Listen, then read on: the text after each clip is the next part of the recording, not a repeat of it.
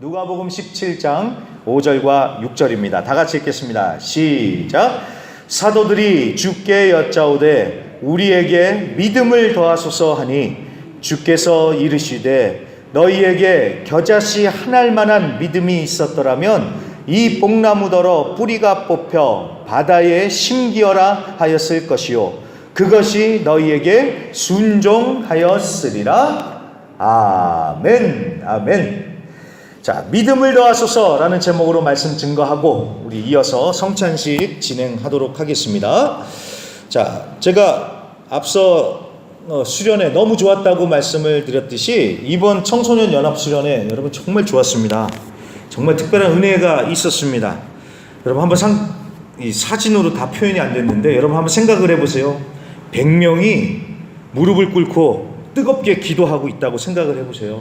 저는 그 모습을 보면서 막 소름이 돋으면서 얼마나 감동스러웠는지 모릅니다. 그러면서 속에 저절로 이번 연합수련회 하기를 정말 잘했다라는 그런 생각이 들었습니다. 정말 잘했다라는 생각이 들었습니다. 그런데 여러분 그 사실 아십니까? 연합 하자면서 제일 연합이 안 되는 게 교회들입니다. 아시죠? 연합합시다. 하나 됩시다. 그렇게 하면서 제일 연합이 안 되는 게 교회예요. 교회들이 연합이 안 돼요. 뭐 여러 가지 이유가 있는데 그 연합이 뭐가 그렇게 어려운지요. 그런데 여러분 저도 그랬었습니다. 이번 연합수련회를 준비하는 교회의 일원으로서 저도요 참여하면서 저도 제일 염려가 됐던 부분이 있었는데 그게 뭐였냐면 바로 돈이었습니다. 돈. 파라과이 다음 세대를 위해서 이렇게 연합으로 수련회를 하면 하나님께서 정말 큰 은혜를 부어주실 거다라는 것을 알고 믿고 있었는데 이 연합 수련회를 합시다. 우리 목사님들 연합 수련회 합시다라고 제가 더 크게 목소리를 내지 못했던 걸림돌이 바로 돈이었습니다. 저나 우리 교회가 재정이 막 빵빵하면 막 이렇게 지원해서 막 밀어주고 그러면 연합 수련회 합시다. 우리 교회가 이렇게 하겠습니다 할 텐데 우리 교회가 그런 상황이 아니지 않습니까? 그래서 굉장히 주저를 하고 있었죠. 그런데 제가 이번에 한 일이 진행되고 끝난 걸 보면서 제가 확실히 깨달았습니다. 이게 돈이 없어서 못하는 게 아니라 결국 믿음이 없어서 못하는 거구나 라는 그런 생각이 들었습니다. 돈이 없어서가 아니라 믿음이 없어서요.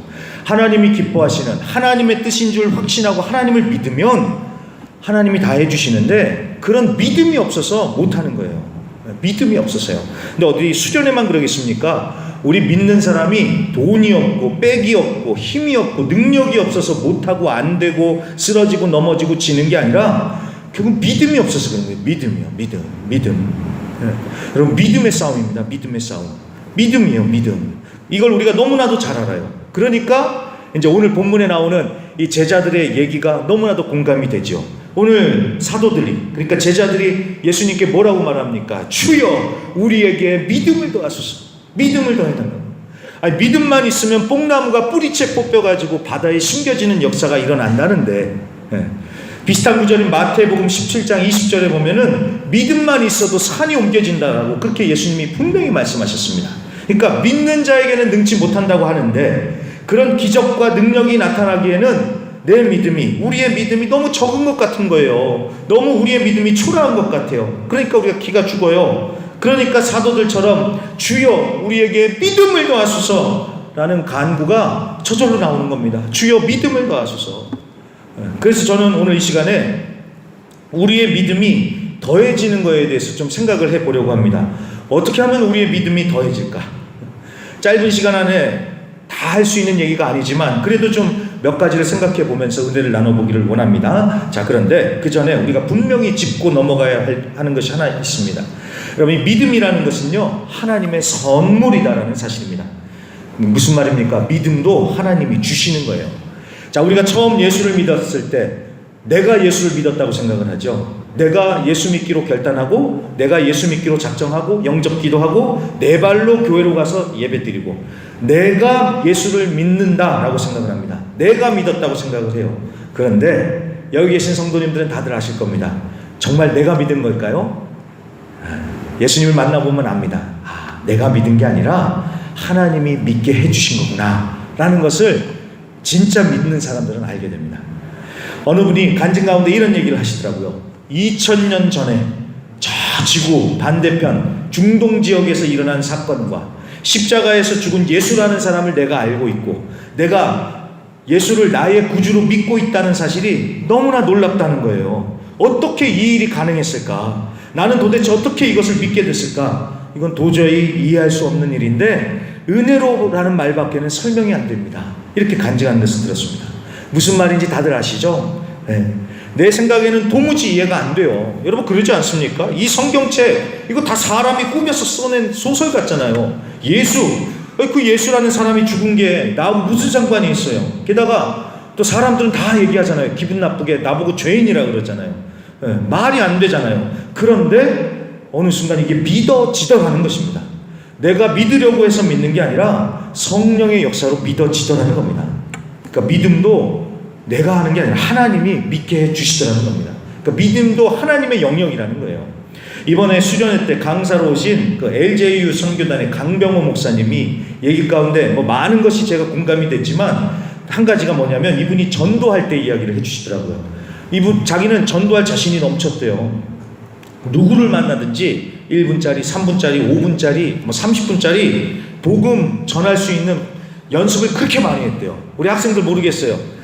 그 목사님한테 제가 물어봤어요. 아니 목사님은 어떻게 그렇게 열정적으로 강의를 잘하십니까? 그랬더니 이분이 하시는 얘기가 거울을 보고 엄청 연습을 하고 내려온대요. 여러분 몰랐죠? 그분이 그냥 타고 나서 그렇게 하는 게 아니라 그렇게 연습을 했대요. 거울 보면서 모션 하나하나 다 연습을 하고 왔대요.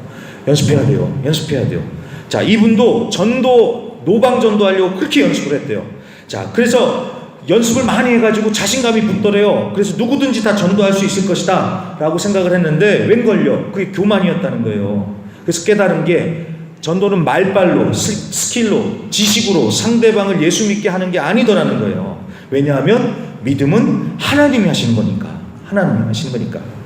그렇습니다. 믿음은요 하나님의 영역이에요. 하나님께서 선물로 우리에게 주시는 거예요. 그렇기 때문에 우리는 하나님께 믿음을 더 달라고, 믿음 주소서라고 우리는 간절히 구하고 기도를 해야 되는 겁니다. 그래서 여러분 기도하세요. 믿음 더 주세요. 믿음 주세요. 여러분 기도하실 수 있기를 바랍니다. 자, 그래서 요 정도까지만 해도 원래 설교의 기본은 되는데 제가 말씀을 붙들고 묵상을 해보니까요, 우리의 믿음이 더해지기 위해서 좀 더 우리가 생각해 볼 수 있는 것들이 몇 가지가 있더라고요. 그래서 믿음이 더해지기 위해서 하나님께 기도하는 것 외에 네 가지만 더 나누고 말씀을 마치겠습니다. 자, 첫째, 여러분 믿음은 양보다 질이라는 사실입니다. 양보다 질이요, 질. 자, 오늘 본문을 다시 보세요. 제자들이 믿음을 더하소서라고 예수님께 구했더니 예수님이 뭐라고 말씀하십니까? 겨자씨 한 알만한 믿음만 있어도 나무가 뿌리채 뽑히는 역사가 일어난다라고 하시죠. 자, 겨자씨 한 알만한 믿음. 자, 겨자씨가 얼마나 작습니까?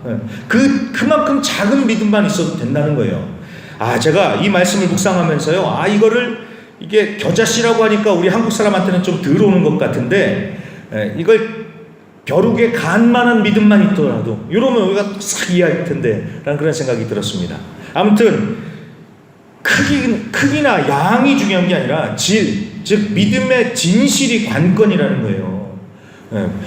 믿음이 100%, 200%, 300% 이게 중요한 게 아니라 정말 진실되게 믿느냐, 믿음의 질이요. 말로만 믿습니다가 아니라 정말 하나님을 믿느냐, 이 믿음의 질이 중요하다는 것입니다. 히브리서 11장 6절 말씀 좀 떠올려주세요. 히브리서 11장 6절. 믿음이 없이는 하나님을 기쁘시게 하지 못하나니 하나님께 나아가는 자는 반드시 그가 계신 것과 하나님이 계신 것과 또한 그가 자기를 찾는 자들에게 상 주시는 이심을 믿어야 할지니라. 아멘. 두 가지를 믿어야 된대요. 첫째, 하나님은 살아계십니다.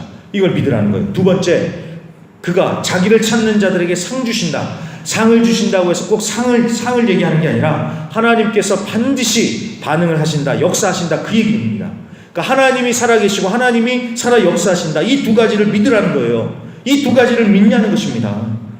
그래서 우리가 믿음의 양, 믿음의 크기를 논하기 전에 정말 나는 하나님을 믿는가, 하나님 살아계신다, 이걸 제대로 믿는지 그것부터 체크해 보실 수 있기를 바랍니다. 믿음은 양보다 질이 중요합니다. 자, 두 번째, 믿음은 순종입니다. 순종.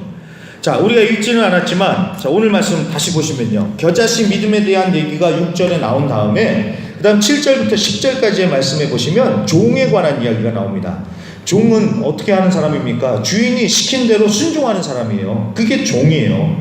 종은 순종하는 사람입니다. 자, 그 말인즉 하나님의 말씀에 순종할 때 믿음이 더해지고 강해진다는 겁니다. 정말 그렇습니다. 순종하면, 말씀에 순종하면 하나님을 체험하고 믿음이 더해질 수밖에 없습니다.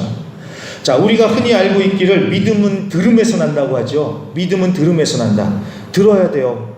말씀을 자꾸 들어야 돼요. 네, 맞습니다. 그래야지 우리의 믿음이 더해집니다.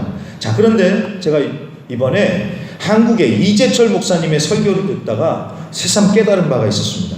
이 이재철 목사님이 하시는 얘기가 믿음은 들음에서 난다고 하잖아요. 그 말씀 잘 보라는 거예요. 그거는 단순히 듣기, 청력의 얘기가 아니라는 겁니다. 말씀 좀 띄워주세요. 로마서 10장 16절부터 17절 말씀. 네. 그러나 그들이 다 복음을 순종하지 아니하였도다. 이사야가 이르되 주여 우리가 전한 것을 누가 믿었나이까 하였으니 그러므로 믿음은 들음에서 나며 들음은 그리스도의 말씀으로 말미암았느니라. 아멘. 자, 믿음은 들음에서 난다라고 끝에 얘기가 분명히 나오죠. 자, 그런데 성경은 문맥을 따라서 읽어야 된다고 제가 늘 말씀드렸죠. 그러니까 그 앞에 무슨 얘기를 하냐 봐야 된다는 겁니다. 그러므로 라는 말이 나오기 전에 무슨 얘기를 나옵니까? 그들이 다 복음에 순종하지 않았다. 복음을 전했는데도 순종하지 않고 믿지 않았다는 거예요. 그러므로 하면서 믿음은 들음에서 나온다 그랬죠. 자, 그러니까 이게 무슨 얘기입니까? 믿음은 결국 순종이라는 얘기입니다. 그러니까 들었다고 해서 믿음이 아니라 들은 말씀에 순종하는 것이 진짜 믿음이다라는 것입니다. 이해가 되셨죠? 그러니까 단순히 들었다고 해서 믿음이 아니라는 거예요. 자, 그 말이 맞는 것이 우리가 애들을 보면요, 아, 애들이 참 말 잘 듣는다 얘기할 때 그 애들이 말 잘 듣는다고 할 때 어떤 의미로 씁니까? 아, 얘가 내가 한 얘기를 잘 귀로 들었어, 잘 기억하고 있어. 그게 말 잘 듣는 게 아니죠. 부모의 말에 순종하니까 말 잘 듣는다고 하죠. 자, 그겁니다. 말씀을 듣고 그 말씀대로 순종하는 게 바로 믿음이 더해지는, 믿음이 나아가는 길이라는 것입니다. 그래서 이 목사님이 딱 정리를 해주세요. 말씀을 귀로만 들을 게 아니라 몸으로 들으라는 거예요. 몸으로 들으라. 그냥 귀로만 듣지 말고 몸으로 실천, 순종을 하라는 거예요. 아, 이 부분은 정말 맞다는 생각이 들었습니다. 여러분, 말씀을 귀로만 들으니까 어떤 일이 벌어지는 줄 아십니까? 성경 퀴즈는 100점 맞아요. 근데 머리만 커져요. 머리만 커져. 말씀을 귀로만 들으니까 머리만 커지면서 다른 사람들 정죄해요. 성경 아는 건 많은 것 같은데 좀만 힘들어도 시험 들어서 넘어져요. 성장도 없어요. 좀만 힘들어도 교회 안 나와요. 그냥 믿는 척만 해요. 왜 그럴까요? 귀로만 들으니까. 말씀을 귀가 아닌 몸으로 들을 때, 순종할 때 믿음이 더해진다라는 것입니다. 이번에 수련회 강사님 얘기 한 번만 더 할게요. 아, 그래도 갔다 왔는데 좀 몇 번 더 우려 먹어야 되지 않겠습니까? 이분이 수련회 강사로 와달라고 초청을 받았을 때요, 너무나도 오기 싫었대요. 아, 그럴만도 하겠어요. 한국에서 정말 유명한 분이시더라고요. 제가 목사님 같은 분 모시려면 얼마를 이렇게 드려야 됩니까? 아주 제가 노골적으로 물어봤더니 쉽게 모실 만한 분은 아니더라고요. 근데 이분이 왜 안 오려고 했냐면 뭐 집회 일정도 많아서 그랬지만, 이분이 전에 미국에 집회를 갔는데 한국에서 비행기를 타고 미국에 가는데 너무 멀더래요. 그래가지고 다시는 비행기 타기 싫다고, 그래서 자기는 동남아까지만 가고 싶다고, 그래서 여기 파라과이까지는 오고 싶지가 않았대요. 왜냐면 비행기표를 보니까 40시간이 걸리는데 도무지 오고 싶지 않았더래요. 그래서 끝까지 안 간다고 버티다 순종해서 왔는데 오니까 이제 막 회개가 터져 나오더라는 거예요. 왜 내가 여기를 한 번에 순종하지 않았을까? 왜 한 방에 온다고 순종하지 않았을까? 막 회개의 눈물이 툭 찌면서 순종해서 왔더니 하나님의 역사가 너무 크더라는 거예요. 파라과이 학생들 너무나도 귀하고, 또 하나님께서 우리 학생들한테 은혜 부어주시는 걸 보면서 너무 감사했다고. 그래서 제가 그랬죠. 그럼 목사님 내년에 한 번 더 오세요.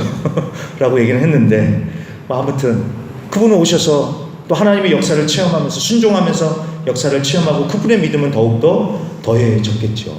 여러분, 말씀에 순종할 때 믿음이 더해지고 믿음이 자라는 겁니다. 말씀을 들으시고 순종하실 수 있길 바랍니다. 자, 그다음 세 번째는 같이 함께입니다. 믿음이 더해지려면 믿는 사람들과 같이 함께하는 것이 최고의 방법입니다. 여러분, 우리가 혼자서 하나님을 만나야 할 때가 있습니다. 하지만 또 함께 하나님을 만나야 할 때도 있습니다. 함께요, 함께. 혼자 하나님을 1대1로 만나야 될 때도 있어요. 하지만 같이 하나님을 만나야 될 때도 있어요. 그래서 하나님께서 교회라는 믿음의 가족들을 우리에게 주셔서 함께 우리가 지어져 가도록 하신 것입니다. 같이 예배하고 같이 기도하고 같이 섬기고 같이 할 때 더 힘이 나고 믿음도 더해지는 역사가 일어난다는 것입니다. 여러분, 수술 생각을 하시면 돼요. 왜 아사도 구울 때 숯불 피우잖아요. 숯이요, 아무리 불이 붙어 있어도 무리에서 떨어져 나가서 달랑 혼자 있으면 그 불은 금방 꺼지고 맙니다. 하지만 숯들이 같이 모여 있을 때 막 어마어마한 화력을 내뿜으면서 맛있는 아사도를 굽는 것 아니겠습니까? 혼자서는 힘들어요. 하지만 함께 할 때 불길이 타오른다라는 것입니다. 밥도 혼자 먹는 것보다 같이 먹을 때가 더 맛있잖아요. 그것처럼 영적인 불길도 그렇습니다. 이번에 학생들도 그러더라고요. 자, 우리 순복음만 모인 것이 아닙니다. 뭐 장로교회에서도 왔고 침례교회에서도 왔고 각각 다른 교단에서 모였습니다. 자, 모여서 기도를 하는데 첫날에는 어색했는지요, 막 소극적인 학생들이 많았습니다. 그러다가 이제 학생들이 하나 둘씩 은혜를 받기 시작을 하는 거예요. 그러면서 막 같이 기도하고 막 서로 막 눈물을 흘리면서 막 서로 붙잡아주면서 같이 기도하고 이러니까요, 누가 시키지도 않았는데 다들 막 손들고 막 통성으로 기도하고 무릎 꿇고 기도하고 뭐 순복음 장로 침례 그런 게 어디 있어요. 은혜 받은 대로 그냥 막 뜨겁게 같이 기도하는 거예요. 그리고 나중에는 은혜 받은 아이들이요, 나가서 앞에 나가서 간증도 하는 거예요. 강사님이 그러는 거예요. 여러분, 중1이 말을 했습니다. 요새 애들 한국에서는요, 뭘 물어봐도 대답을 안 한대요. 말 시켜도 말을 안 한대요. 근데 막 애들이 말을 하니까 막 강사님이 막 신기해하는 거예요. 은혜 받으니까 그래요. 자, 강사님도 잘하셨고 선생님들도 잘하셨어요. 그렇지만 이게 함께 하니까 이런 은혜가 부어지는 건 아니겠습니까?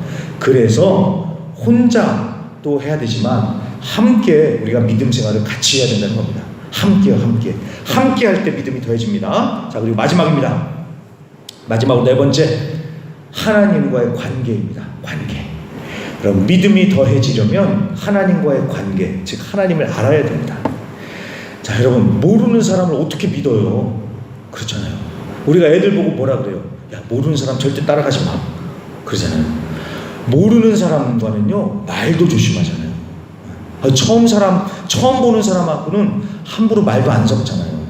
그런데 사람끼리도 좀 서로 알고 관계가 가까워져야지 좀 뭔가 그 사람하고 뭐 같이 일도 하든지 뭐 역사가 일어나는 것 아니겠습니까? 그것처럼 믿음도 마찬가지입니다. 하나님을 알고 하나님과 관계가 가까워지고 하나님과 친해져야지 우리의 믿음이 더해진다라는 것입니다. 하나님을 더 알아야 돼요. 제가 자주 하는 말 가운데 아만보라는 말이 있습니다. 아만보. 아는 만큼 보인다를 줄여서 아만보라고 합니다. 아만보. 맞아요. 아는 만큼 보여요. 아는 만큼 들리는 겁니다. 우리 학생들 여기 많이 이제 드디어 돌아와서 너무 기쁜데, 우리 학생들 이제 부모님들이 여름방학이나 겨울방학이 되면 정말 부모님들이 생각해서 우리 애들을 좋은 곳으로 이렇게 데리고 가고 그러잖아요. 바캉스 때 좋은 곳으로 진짜 비싼 돈 들여서 가잖아요. 정말 좋은 곳이라고 갖다 놓으면 애들이 뭐라 그럴까요? 엄마 아빠 이렇게 좋은 곳에 보내주셔서 감사합니다. 아니요, 안 그래요. 왜 여기까지 데리고 와가지고 이렇게 힘들게 하는, 막 불평을 해요. 엄마 아빠는 기껏 알아보고 돈 들여서 그 좋은 곳에 데려다 놨는데 애들은 불평해요. 그러면서 핸드폰만 하고 있어요. 그러면 그걸 보는 부모의 마음은 어떻겠습니까? 이놈의 자식이 이 비싼 돈 들여서 이렇게 좋은 곳까지 왔는데 저러고 있다고. 자, 왜 그럴까요? 몰라서 그래요. 몰라서. 여기가 어떤 곳인지 알면 달라지죠. 여러분, 사람이 아는 만큼 보이고 아는 만큼 들리는 거예요. 하나님과의 관계도 마찬가지입니다. 하나님을 아는 만큼 하나님을 더 잘 믿게 되는 것입니다. 요한복음 17장 21절 말씀 띄워주세요. 요한복음 17장 21절. 아버지여, 아버지께서 내 안에, 내가 아버지 안에 있는 것 같이. 자, 예수님이 십자가에 죽기까지 순종하셨던 그 믿음의 내공이 어디서 나왔을까라고 생각해 봤더니요, 예수님은 원래 믿음이 좋으셨을 거예요. 그렇죠? 그거는 당연한 것이고 하나님과의 관계 때문이라는 생각이 들었습니다. 그래서 말씀을 봤더니, 자 보세요. 하나님이 내 안에, 내가 하나님 안에 있다. 예수님과 하나님이 어떤 사이예요? 서로 안에 있는 하나된 사이죠. 하나님과 이렇게 친한 사이셨던 거예요. 그러니까 예수님이 하나님을 알고 그런 친밀한 관계 속에 있었으니까 예수님께서 그렇게 끝까지 순종하며 버티셨을 것이다 라는 그런 생각이 들었습니다. 자, 마찬가지입니다. 우리도 믿음이 더해지려면 하나님을 알고 하나님과 친해지고 하나님과 가까워져야 돼요. 하나님과 가까워져야 됩니다. 여러분, 믿음은요, 핸드폰 충전하는 것 갖고는 차원이 다릅니다. 성경을 많이 외웠다고 해서 믿음이 충전되는 게 아닙니다. 이건 믿음은 충전하는 게 아니에요. 성령 충만도 마찬가지입니다. 이건 충전하는 게 아니에요. 믿음도 그렇고 성령 충만도 그렇고 관계예요. 관계. 믿음은 관계에서 나오는 거예요. 하나님과의 관계가 깊을수록 믿음도 더해지고 깊어져 간다라는 것입니다. 그래서 부탁드립니다. 믿음이 더해지기 위해서 계속 주님을 알아가기를 힘쓰시길 바랍니다. 이거는 그냥 지식적으로만 알으라는 게 아니라 그 아는 것을 통해서 하나님과 더욱 친밀한 관계로 나아가시면서 친해지시라는 거예요. 그러면서 여러분, 매일 하나님과 대화하시고 기도하세요. 하나님과 시간을 보내세요. 매일 큐티 하세요. 매일 카톡 보내듯이 매일 하나님께 카톡 보내는 게 큐티하는 건 아니겠습니까? 그러면서 말씀 먹고 기도하고 들은 말씀에 순종하고 그럴 때 우리의 믿음이 더해지는 은혜가 반드시 있을 줄로 믿습니다. 자, 그래서 말씀을 마칩니다. 믿음을 더해달라고 꼭 기도해 주시고요. 정말 하나님과 친해지고 우리가 함께 하면서 더욱더 믿음이 더해지는, 강해지는 우리 모든 성도님들이 되시기를 주의 이름으로 간절히 부탁드립니다.